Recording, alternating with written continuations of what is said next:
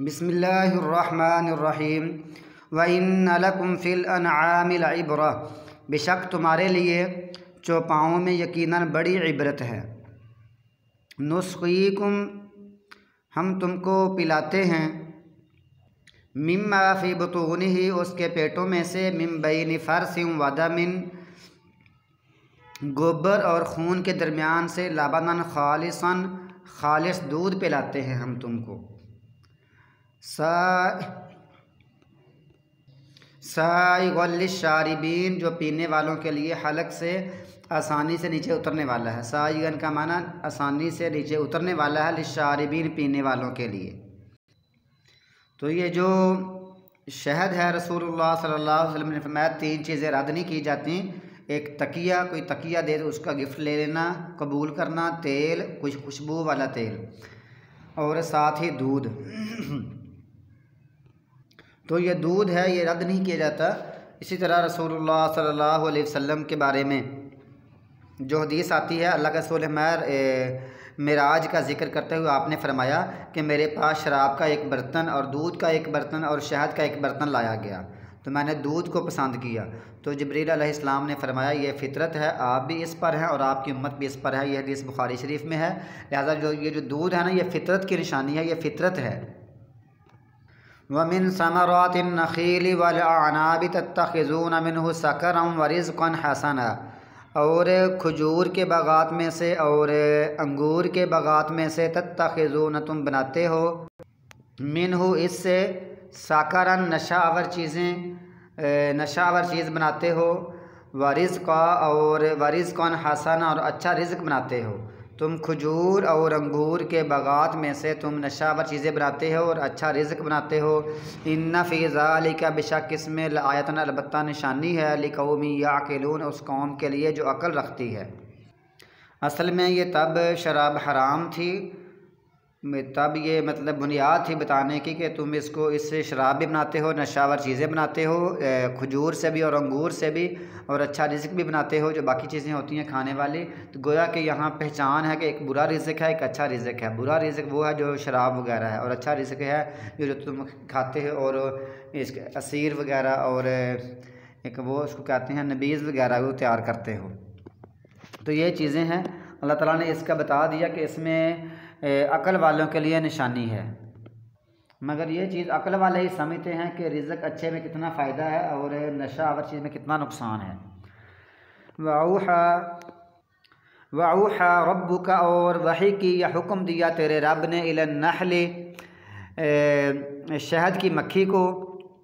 यानी पहले दूध का जिक्र हो गया, फिर फ्रूट और फलों का जिक्र हो गया कि उससे तुम क्या क्या काम करते हो, फिर अब शहद की मक्खी का जिक्र हो गया जिसके नाम से यह सूरत है। अनित्तखिज़ी मिनल जिबालि बुयूतन, के तुम बनाओ पहाड़ों में से घर, व मिनश शजरी, और कुछ दरख्तों में से, दरख्तों के अंदर भी अपने घर बनाओ, कुछ पहाड़ों के अंदर भी अपने घर बनाओ, व मिम्मा यारिशून, और कुछ वहाँ जहाँ से लोग छप्पर बनाते हैं, ये छप्पर हमारे बने होते हैं ना, वहाँ भी अपने घर बना लो।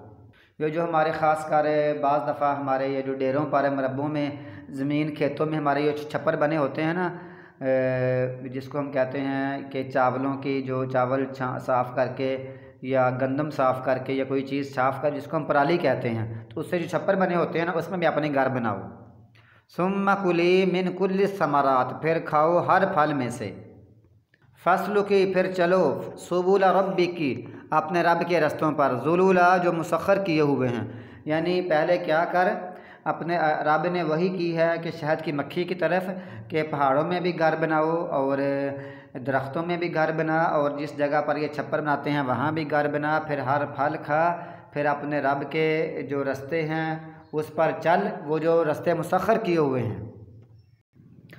फिर ये बड़े बड़े मुसन्निफ़ीन ने इस पर बहुत अच्छी किताबें लिखी हैं कि शहद की मक्खियों का तरीक़ाकार क्या है, तरतीब क्या है, घर कैसे बनाती हैं। तो इस पर बहुत सी किताबें हैं। ये छोटा सा जानवर, एक छोटा सा परिंदा है, या छोटे सी इस कहते हैं हशरात, एक मुनज़्ज़म हुकूमत के तहत रहता है। इसके ये मतलब बतौर हुकूमत की निगरानी भी ये सारा काम करते हैं। इनकी भी एक हुकूमत होती है, पूरे छत्ते की एक मलका होती है जिसके हुक्म और तक़सीम कार के मुताबिक तमाम मक्खियाँ अमल करती हैं। एक इनकी मलका होती है, इसके मुताबिक ये सारी मक्खियाँ अमल करती हैं। ये दूसरी मक्खियाँ थोड़ी सी बड़ी होती है। मक्खियाँ इसके लिए स्पेशल ग़िज़ा मुहैया करती हैं, जिसको ग़िज़ाउल मलका कहा जाता है। यानी स्पेशल कुछ ख़ास ग़िज़ा ये मक्खियों के लिए होती है, जो नहायत ही ताकतवर वो ग़िज़ा होती है। ये जो मलका होती है, ये 3 हफ़्तों में 6000 से 12000 अंडे देती है। यानी गोया ये मलका ये अंडा देती है 3 हफ़्तों में करीबन 12000। इसके हुक्म और इसके फ़राइज़ की तकसीम के मुताबिक ही इसका हुक्म होता है, जो और इसने ड्यूटियाँ लगाई होती हैं, सारी मक्खियाँ अपना अपना काम अंजाम देती हैं। कुछ मक्खियाँ दरबान होती हैं, जो किसी अजनबी को अंदर नहीं आने देती, यानी दरबान मक्खियाँ, गेट कीपर। कुछ अंडों की हिफाजत करती हैं, कुछ निकलने वाले बच्चों की तरबियत करती हैं या हिफाजत करती हैं। कुछ मोम के साथ छत्ता बनाने के लिए मामारी का काम करती हैं। कुछ जो आता है ना, वो मोम लेकर आती हैं, उससे वो छत्ता बनाती हैं तरतीब के साथ।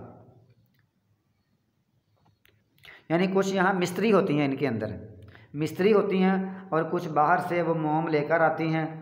यानी और बाज़ सिपाही होती हैं, जिनका काम छत्ते की हिफाजत करना होता है, पूरी हिफाजत वो अलग करती हैं, दुश्मन का मुकाबला करना होता है। कुछ फूलों और फलों का रस लेकर आती हैं, जो उनके पेटों के कारखाने में शहद बनता है, उसके पेट के अंदर शहद बनता है। वो मक्खियों और उनके बच्चों के लिए खुराक और इंसान के लिए ग़िज़ा और दवा है। ये जो शहद बनाती हैं, ये मक्खियों के लिए और उनके बच्चों के लिए भी खुराक है, और इंसान के लिए भी खुराक भी है और दवा भी है। जबकि ये जो मोम है, ये इंसान की बाकी ज़रूरतें, मसलन रोशनी, इलाज वगैरह के काम आता है। और फिर जो इनका ये जो इनके मिस्त्री हैं ना, इनकी जो छत्ता बनाती हैं, ये जो मक्खियाँ हैं, ये भी बड़ी अजीब कारागरी है, बड़ा अच्छा इनका नमूना है। हर खाना 6 कोनों वाला होता है, यानी 6 ज़िलों वाला होता है, 6 कोनों वाला होता है, जो मक्खी के जिस्म के ऐन मुताबिक होता है। और हर कोना ऐसा बराबर के बिल्कुल आप फुट्टे के साथ भी, पैमाने के साथ भी उसको नाप सकते हैं कि 6 कोनों वाला एक खाना, उसके 6 कोने होते हैं, 6 ज़िले होते हैं, लेकिन सारे बराबर होते हैं, कोई फ़र्क नहीं होता।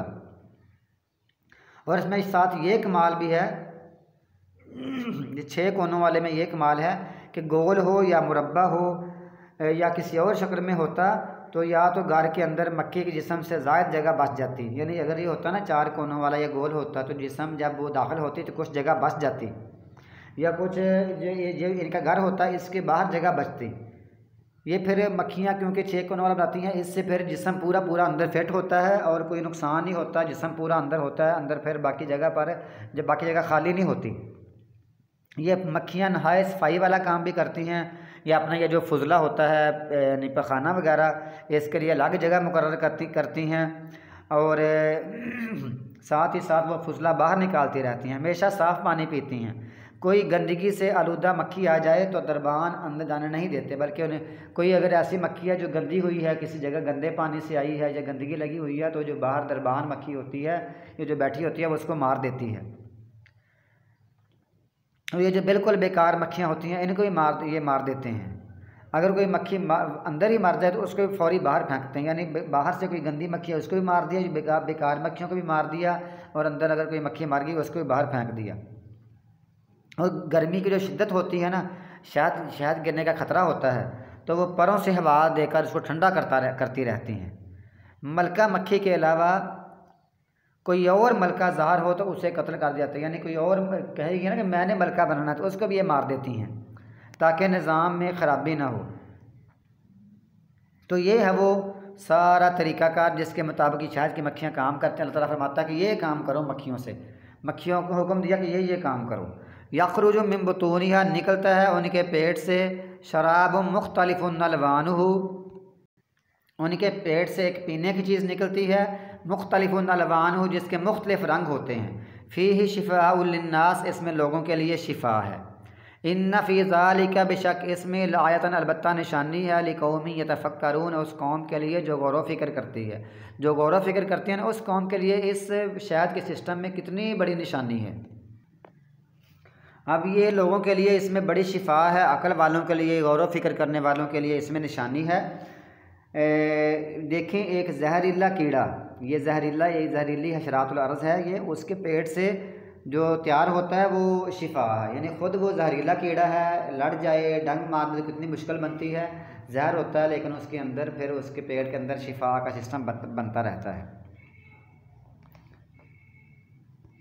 और इसका माना ये भी हो सकता है कि हर बीमारी के लिए शिफा है, और इसका माना ये भी हो सकता है कि जिस बीमारी की शहद में शिफा होगी उसके लिए इससे बहुत जल्दी शिफा हो जाएगी।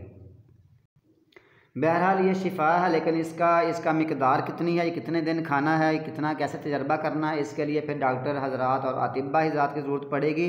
वो ही इसको सही तरह समझ सकते हैं कि किस मरीज़ को कितना देना है। ऐसा ना हो कि बंदा कहे कि इसमें शिफा ही है, ज़्यादा खा ले तो फिर मुश्किल बन जाए, या ना कम खाए तो मुश्किल बन जाए। लिहाजा इसका सही फ़ायदा है वो डॉक्टर ही बताएँगे कि किसी मरीज़ को कितनी इसकी डोज़ देनी है। और इसमें जरासीम नहीं होते, ये जो इसके अंदर नमी आती है ना, कभी कभी इसको ये जज़ब कर लेता है और इसमें जरासीम पैदा नहीं होते। इसलिए तो अभी तक जितने भी ये हकीम हैं, ये अपने मजूनों में भी, खमीरों में भी, और जो जवारिश वगैरह बनती है उसमें भी ये शहद मिलाते आ रहे हैं ताकि देर तक इसको महफूज रखा जा सके। लिहाजा ये सब चीज़ें हैं ना कि देखें ना, पेट के अंदर गोबर है, दूध है, खून है, उसके अंदर से दूध निकला कितना अच्छा। इसी तरह ये जो खजूर और खजूर में भी लोग बाज़ दफ़ा नशा बनाते हैं, और अंगूर से भी, इसके बावजूद भी इससे रोज़ी पाक निकलती है। इसी तरह ये जो मक्खी है, इसके पेट के अंदर से जहरीला कीड़ा, अंदर से शिफा निकलती है। गोया के यानी इसी तरह के जो कुछ लोग होते हैं ना, ये सिस्टम चलता आ रहा है कि ज़िंदा से मुर्दा, मुर्दा से ज़िंदा, ज़िंदा से मुर्दा, मुर्दा से ज़िंदा। आलिम का बेटा जाहिल होता है और जाहिल के बेटे बड़े बड़े आलिम बनते हैं। तो ये सिस्टम चलता आ रहा है। वल्लाहु खलक़कुम, अल्लाह ताला ने तुमको पैदा किया है। सुम्मा यतवफ़्फ़ाकुम, फिर वह तुमको मारता है या मारेगा, फौत करता है। व मिनकुम, और तुम में से कुछ, मन युरद्दु, जिसको लौटाया जाता है, इला आरज़ालिल उमर, इला आरज़ालिल उमूरी, निकम्मी उम्र की तरफ। लिकई ला यअलम, ताके ना, लाम ज़र ली का माना ता, काफ ज़बर या कई, लिकई ताकई, ताके ना, ला यअलम, ना वो जाने, बाद इल्मिन शैया, इल्म के बाद कुछ भी। इसलिए निकम्मी उम्र होती है कि पहले वो जानता था, अब भी कुछ भी ना जान सके, अब कुछ भी नहीं जानता। कितने बूढ़े होते हैं जो जानते ही नहीं हैं कि ये हमारे बेटे कौन हैं। कोई बंदा बूढ़ा हो जाए ना और वो निकम्मी उम्र का पहुंच जाए, हत्ता कि अपने बेटों को, अपनी बीवी को, अपने बच्चों को भी नहीं पहचानता कि ये कौन है। बताइए ना कि मैं फ़लाँ हूँ, फिर भी उसको पहचान नहीं आती कि ये कौन है। इन्नल्लाह, बेशक अल्लाह ताला, अलीमुन क़दीर, जानने वाला है, कुदरत वाला। अल्लाह ताला हर चीज़ को जानने वाला है, पूरा जानने वाला, कुदरत वाला है। लेकिन इंसान बुढ़ापे में आकर चीज़ें भूल जाता है, वो फिर जानता नहीं होता। तो यहाँ अल्लाह ताला ने शुरू की पैदाइश और वफ़ात और आखिरी उम्र बता दी है। लेकिन कुल ये मरहले ये होते हैं: बचपन, लड़कपन, जवानी, मुकम्मल कुव्वत को पहुँचना, उदेड़ उम्र, बुढ़ापा और निकम्मी उम्र। बचपन, लड़कपन, जवानी, कमाल कुव्वत को पहुंचना, उदेड़ उम्र, बुढ़ापा और आखिर में निकम्मी उम्र। तो ये असल में ये दुनिया है ना, ये है दुनिया मोमिन के लिए कैद खाना है और काफिर की जन्नत है। ये काफिर की जन्नत है और मोमिन के लिए कैद खाना। और कैद खाने से निकलने के लिए एक रास्ता है, वो है मौत। मौत से, इस कैद खाने से निकलना है ना, ये मौत के ज़रिए निकलना है। गोया कि मौत इस तरह एक नेमत बनती है कि हमने इस कैद खाने को छोड़ना है। तो रसूलुल्लाह सल्लल्लाहु अलैहि वसल्लम भी ये जो निकम्मी उम्र से पनाह मांगते थे। जैसे हदीस आती है कि रसूलुल्लाह सल्लल्लाहु अलैहि वसल्लम इन अल्फाज से पनाह मांगते थे: अल्लाहुम्मा इन्नी अऊज़ु बिका मिनल जुब्नि व अऊज़ु बिका मिनल बुख़्लि व अऊज़ु बिका मिन अन उरद्दा इला अर्ज़िल उमरी व अऊज़ु बिका मिन फितनतिद दुनिया व अज़ाबिल क़ब्र। तो ये भी याद रखें कि बाज़ अहले इल्म कहते हैं कि जो बंदा दीन पर अमल करने वाला है, बाअमल आलिम है, अल्लाह ताला उसको अज़ल उम्र से, इस निकम्मी उम्र से महफूज रखता है। और बतौर दलील वो आयत पढ़ते हैं: सुम्मा रददनाहु अस्फ़ला साफ़िलिन इल्ला लज़ीना आमनु वअमिलुस सालिहात। फिर हमने उसको नीचों से नीचा कर दिया, यानी निकम्मी उम्र वाला कर दिया, मगर जो ईमान लाई, अच्छे अमल करते रहे, तो उनको ऐसा मसला नहीं बनेगा। यानी वो निकम्मी उम्र से बच जाएंगे, वो उनका हाफ़ज़ा भी सही रहेगा और उनकी जो अक़ल है वो भी सही रहेगी।